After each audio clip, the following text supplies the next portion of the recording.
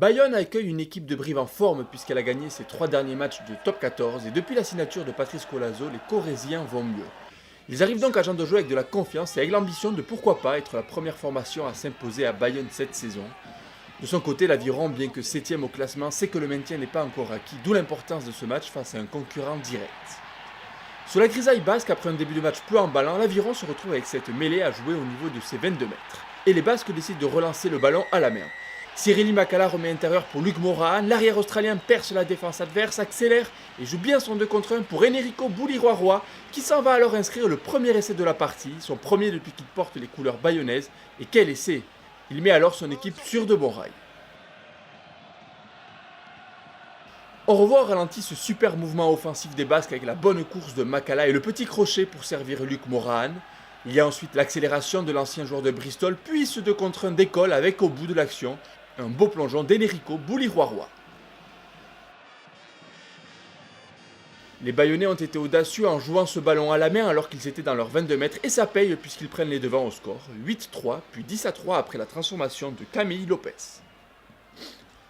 Cet essai a le mérite de réveiller Jean Daugé et d'animer une première mi-temps assez terne où le jeu au pied sera énormément utilisé avec une véritable bataille de l'occupation.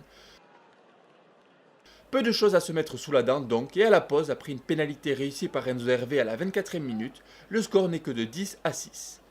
Rien n'est fait et tout est encore possible au cours de la deuxième mi-temps.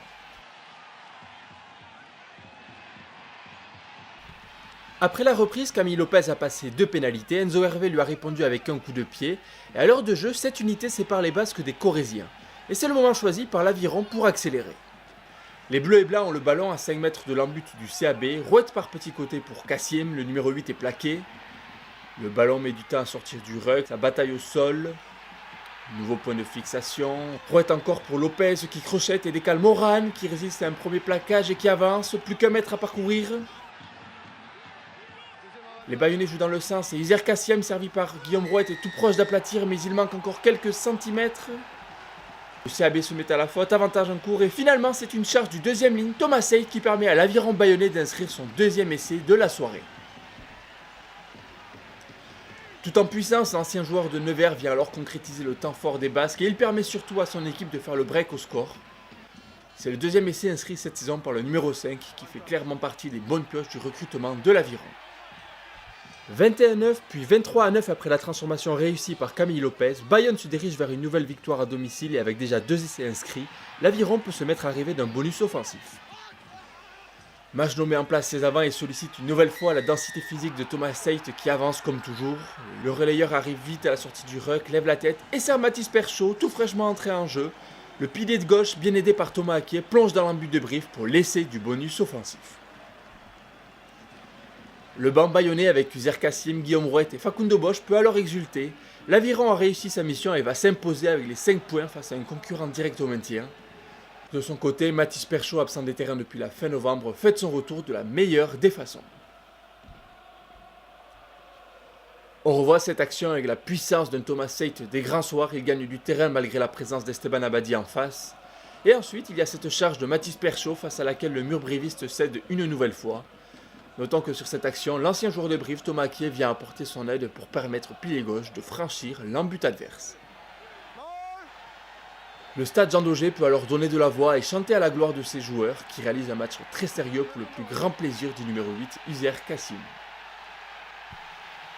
39, le temps réglementaire est terminé mais Bayonne n'est pas rassasié. Sur cette touche dans les 22 mètres corésiens, les locaux enclenchent un ballon porté qui trouve rapidement de l'avancée, le Moll se désaxe sur la droite, la défense briviste est dépassée, elle recule, et le pack bleu et blanc file tout droit dans l'embut adverse.